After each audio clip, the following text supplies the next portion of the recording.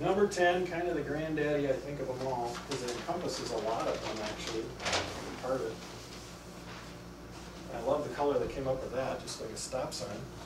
Feeling stuck and not trying to change. And by feeling stuck, I mean you experience and you perceive your world to be in some way so either oppressive or restrictive that you simply don't feel that you can change.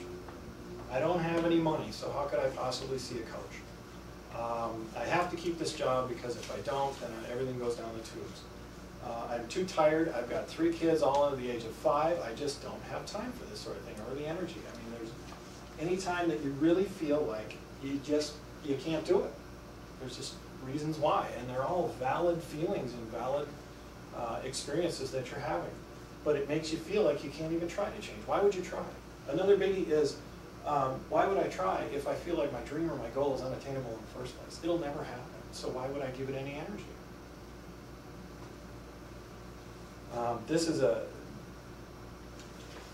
This is a really hard place to be in.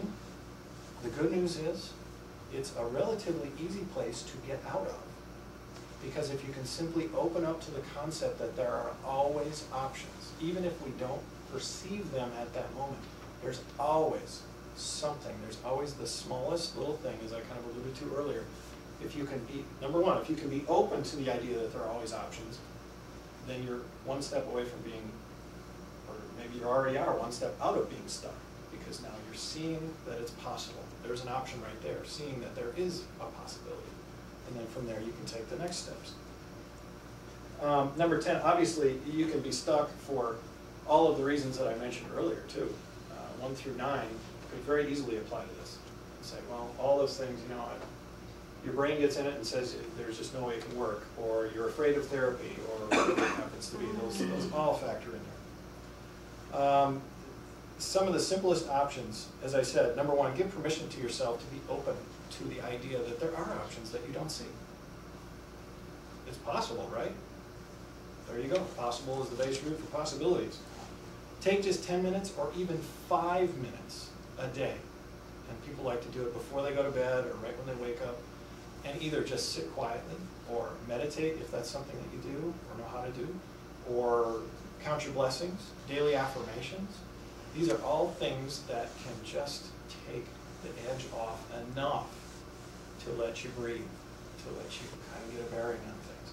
And again, even 5 minutes. If you get into a rhythm where you listen to your inner voice, 5 minutes can bring you a ton of information and great ideas from deep inside. So obviously the recommendation there is when you do this, have a pad of paper and a pen sitting on the nightstand or wherever you're going to take your 5 or 10 minutes.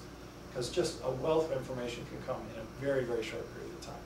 And then from that you can choose what step you're going to take next. Again, call up a friend and just vent.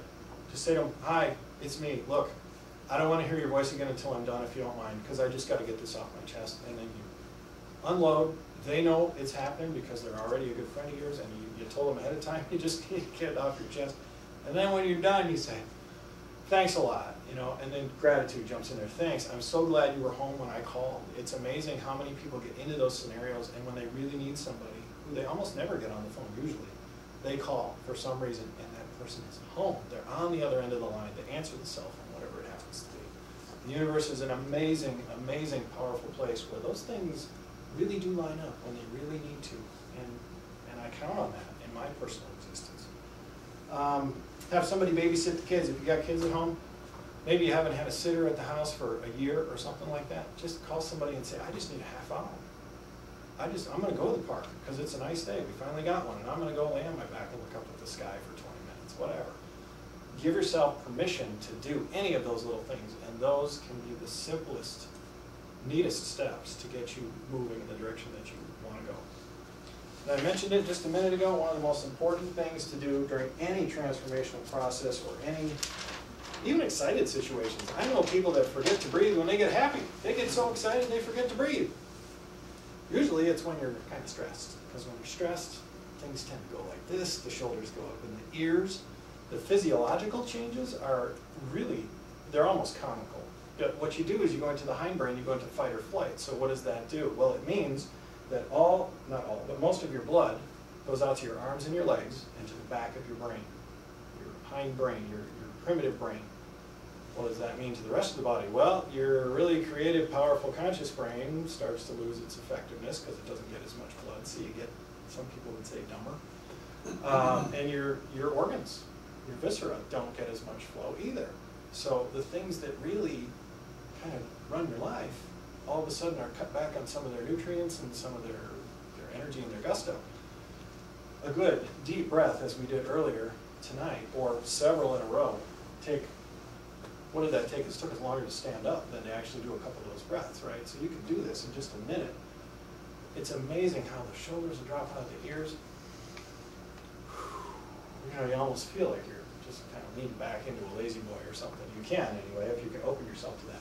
So always remember, breathe, breathe, breathe. In any situation, the breath is such a cleansing, replenishing, refreshing substance, gas, whatever you want to call it. It can really, really take you a long way. So that kind of wraps up the 10 biggest things. Thank you everybody for coming.